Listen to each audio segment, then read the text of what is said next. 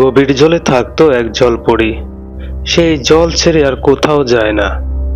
সে জলে থাকতে থাকতে খুবই বিরক্ত হয়ে যায়, আর তখন বলতে লাগলো, এই জলের নিচে শামুক আর ঝিনুক খেতে যে আর আমার ভালো লাগছে না।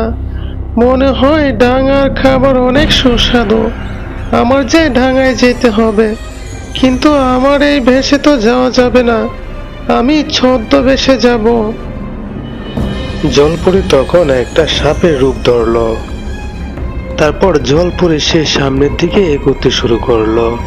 কিছু দূর যাওয়ার পরে সে দেখতে পেল তার সামনে একটা ডিম এসে পড়েছে।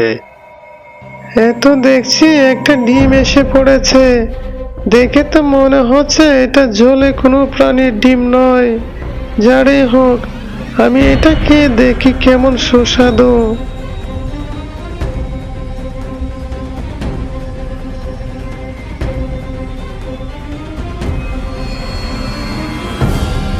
ডিমটা তো খুবই সুস্বাদু, মনে হচ্ছে এটা ডাঙা ডিমই হবে। যাই তো দেখি ডাঙায় গিয়ে দেখি এর চেয়ে তো সুস্বাদু কোনো খাবার আছে কিনা।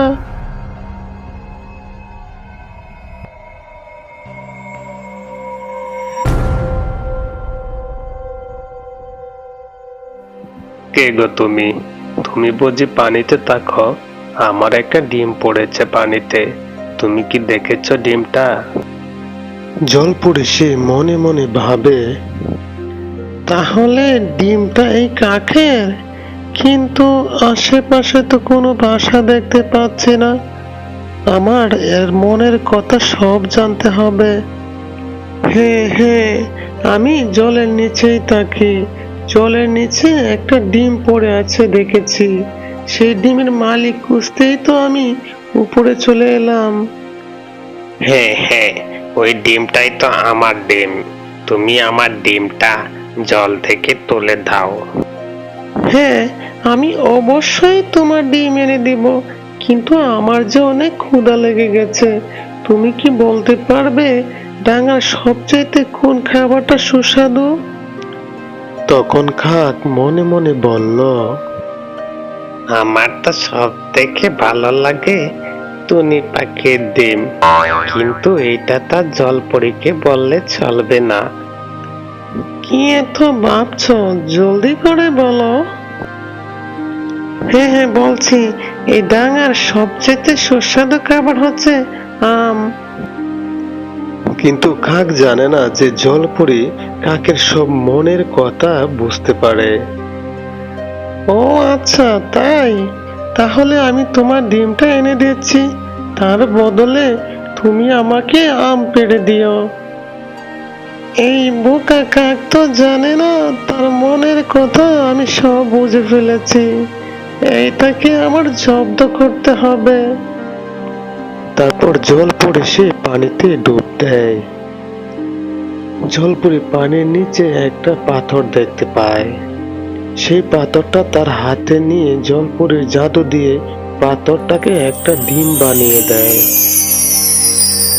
তারপর জলপরি পানির উপরে এসে ডিমটা কাকের সামনে রেখে দেয়। এই যে দেখো, তোমার ডিম এনে দিয়েছি, এখন আমি যাই।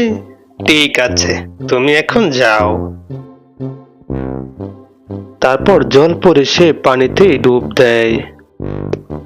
আর এদিকে লোভী কাক টুনির চুরি করা ডিম পেয়ে খুশিতে বলে, তাড়াতাড়ি করে টুনির ডিমটা খেয়ে নেই, নিয়ে যেতে গিয়ে যদি আবার পানিতে পড়ে যায়। কাক তখন খুশি মনে ডিমে একটা ঠুকর দিল। ডিম তো ভাঙলই না, কাক উল্টো হয়ে পড়ে গেল। এদিকে ডিম আবার পাথর হয়ে গেল। ওরে বাবারে, আর একটু হলে তো আমার টোটে ভেঙে যেত। তাহলে জলপরি আমার সাথে প্রতারণা করেছে। ঠিক আছে, আমিও তাকে আম দেব না। তারপর কাক এখান থেকে চলে যায়। তারপর জলপরি সে আবার পানির উপরে উঠে। এখন আমার টুনি পাখির বাসা খুঁজে বের করতে হবে। বের করে টুনি পাখির সব ডিম আমি খেয়ে নিব। তারপর জলপরি সে সাপের রূপ ধরে।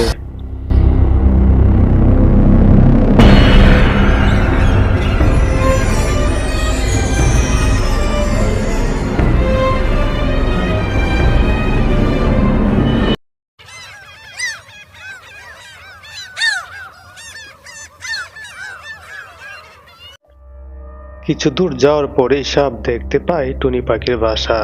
তার বাসায় দুইটা ডিম আছে। এই তো পেয়েছি টুনি পাখির বাসা। টুনি যে বাসায় বসে আছে, টুনি বাসা থেকে গেলেই দুইটা ডিমই খাবো।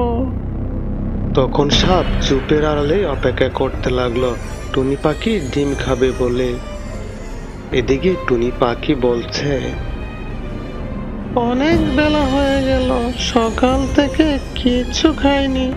যাই, কিছু খাবার খেয়ে আসি, এসে ডিমে তা দিব। তারপর টুনি সে বের হয়ে যায় বাসা থেকে খাবার খাওয়ার জন্য। আর এইদিকে ছদ্মবেশী জলপরি ঝোপের আড়াল থেকে বের হয়ে টুনির বাসার কাছে গেল।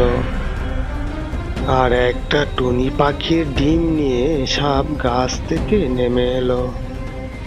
তারপর ছদ্মবেশী জলপরি টুনির ডিমটা খেয়ে নিল।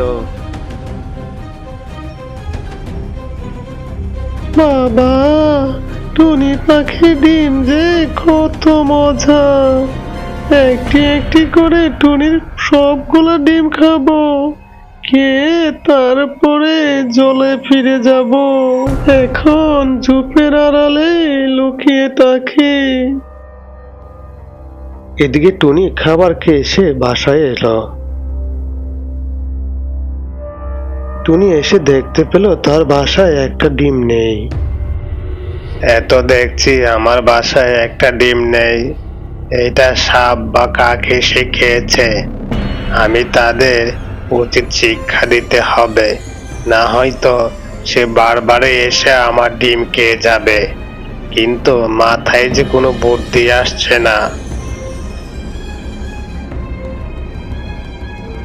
এই তো একটা বুদ্ধি পেয়েছি, আমার ডিমটা সরিয়ে একটা নষ্ট ডিম রাখবো, আর ডিমের মধ্যে আঠা দিয়ে রাখবো, যাতে যেই খাইতে আসে তার মুখ যাতে বন্ধ হয়ে যায়।